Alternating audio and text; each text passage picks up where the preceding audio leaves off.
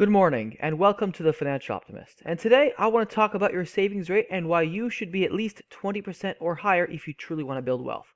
So let's dive right into it. So this chart here shows us what the average savings rate has been over the years. You see back in the 1960s it was around 10%. In the 70s it went up to over 10%, then gradually declined. We were down to about 3% there back in '05. And then you look at today, we're at about 4.6% for right now. So that's about where we're at right now. It's a little less than 5%. But notice this here, there's this rather massive spike here back in April of 2020, 33.8%. So for a brief while, the average American was saving 1/3 of their entire paycheck. So what happened back in April of 2020? Well, the pandemic happened, all the lockdowns happened, mass layoffs, work from home. There was a lot of change and a lot of uncertainty. And so this number here shows us that when Americans truly are forced to save, they can do it. It is possible for the average American to save 1/3 of their paycheck if they truly wanted to. And how do we accomplish this? Well, we started cutting out everything we didn't need. Get rid of us subscription services if we didn't need them. Get rid of, eating out all the time. Get rid of all these unnecessary expenses. If you truly wanted to increase your savings rate, it absolutely is possible.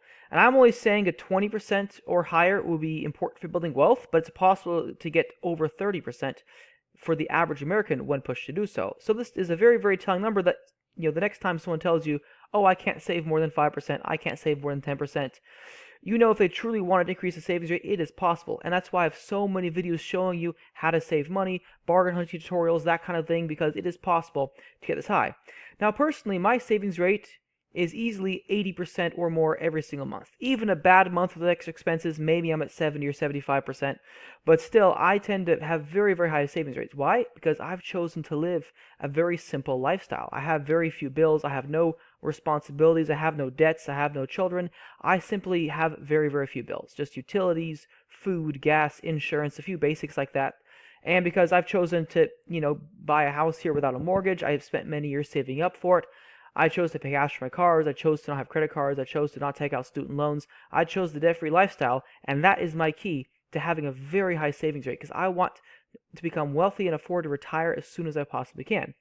Now, of course, I understand the vast majority of us will never get anywhere near 80% savings rate. That's why I'm saying 20% is a very realistic goal for most average Americans. So let's go ahead and put some cold hard numbers on the table here. This is an investment calculator saying if you invested $1,200 per year, so that's $100 per month. You did this every year for 30 years and you got 7% rate of return. You have a little over $100,000 after 30 years. Okay, that's something, but that's not nearly enough to retire on. So let's say you were someone who made $50,000 per year and you had a 10% savings rate. That would be $5,000 per year compounded annually at 7%. So you would actually have about $500,000 after 30 years. So let's say 25 years old, you start investing $5,000 per year, which is maybe 10% of the average American paycheck. That would end up getting you about $500,000 over 30 years. Okay, that's, for some people that could be enough to retire, but for most people that wouldn't quite be enough. Now let's say you increase your savings rate to 20%. So you make $50,000 per year and you invest 20%, so $10,000 per year, you save and invest that. Now you're talking a little over $1 million after 30 years. Okay, now we're talking. This is why I say for the average American, a 20% savings rate is really the minimum, the most smallest amount you need in order to truly build wealth. Because if you want to be a millionaire within 30 years, $10,000 per year at 7%, that's how you do it. Now, with that said, the average American is much, much less than that. Like I said, 4.6% is the current savings rate. And when you look at that kind of a rate, I look at that and think, okay, that's enough for like an emergency fund, have a couple $1,000s put aside in case of a small emergency, but you're not building wealth at 5%. All you're doing is preparing for those emergencies life throws at you. So this really shows us here that going, 20% of an average paycheck, because the average American makes about $50,000 a year, give or take.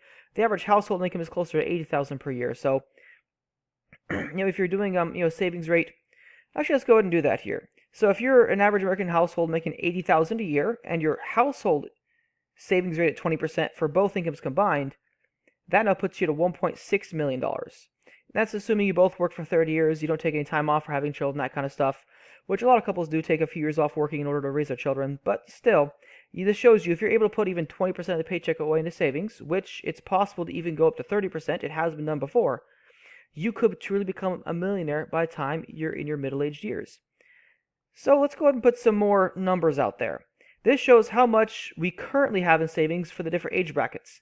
So for people who have less than $1,000 saved, it's roughly a third of Gen Z, a third of millennials, about a quarter of Gen X, and about a fifth of baby boomers have less than $1,000 in the bank right now. That's not a lot of money.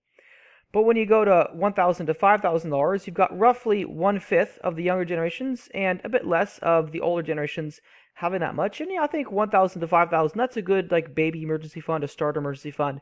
A couple $1,000 that deals with like emergency car repairs. If your car breaks down on you, you can fix it up for a few $1,000s, that kind of thing. That's a good place to start if you're a young person under 25 just getting started in life.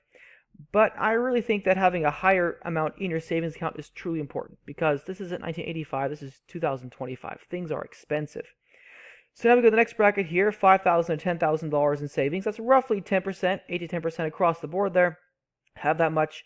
But when you get down to these next few categories, 10,000 to 25,000, 25 to 50, and 50 to 100, you see the numbers are about the same. Roughly 7 to 10% for all age brackets are somewhere between $5,000 and $100,000 in savings. Okay, so this is where a lot of people are right here. And these different savings brackets can mean a few things. If you're $5,000 or $10,000, that's a modest amount. That's a good place to be if you're a young person. But, I think 10,000 to 25,000 is really where a lot of people should be. Like, let's say you're someone like me, you're a household of one, you have no dependents, you have no children, but I do own a house. So I do have to have money set aside for home repairs.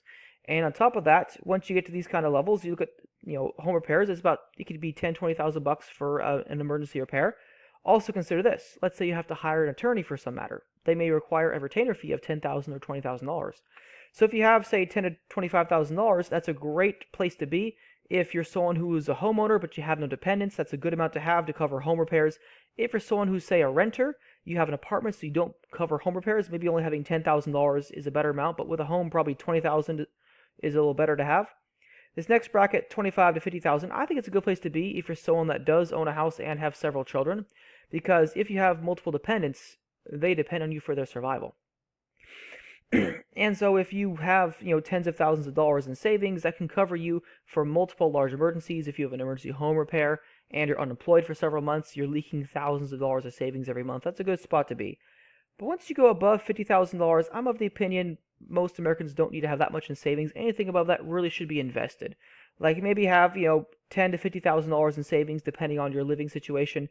Anything above $50K really should just be put into your investments. It shouldn't be kept in the bank because you're wasting investment potential. Like, yes, you can get 4.5% interest on a bank account, but a lot of investments are paying 8 to 10% per year.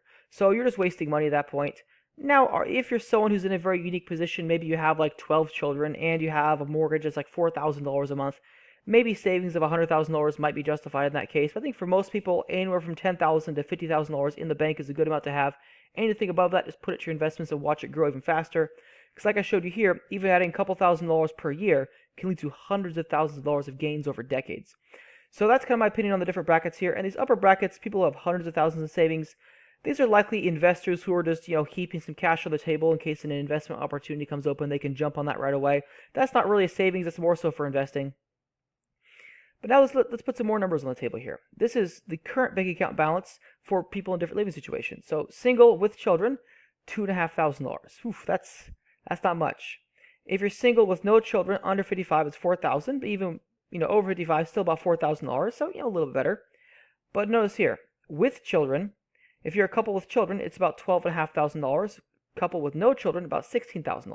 Okay, so once you have children, people realize you got to have more savings because there could be an emergency. You got to take care of children. But people with no children have even more savings. That's no surprise because they have fewer bills. They can save more money.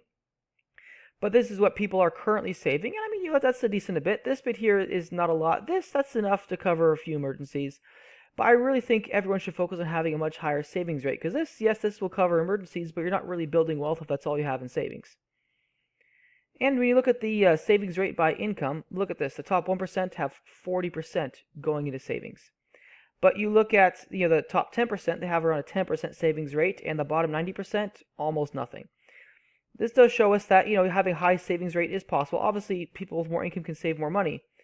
But at the same time, you have to realize, if you want to become the top 10%, the way you do that is by having a high savings rate. So if you can save, say, 20 or 30% of your paycheck, Maybe after 20 years, you put yourself into the top 10% because you've been saving for years. So if you're someone that's like me that wants to really focus on building wealth and not just having an emergency fund, keep putting as much of your paycheck as possible into savings and investments. Very, very important. You don't want your savings to be too small or too big because then you either don't have enough for emergencies or you're wasting investment. But of course, you want to make sure you're always saving something every month so you can invest. If you have any questions, drop it below in the comment section. I love to answer them. Otherwise, have a great day and I'll see you next time.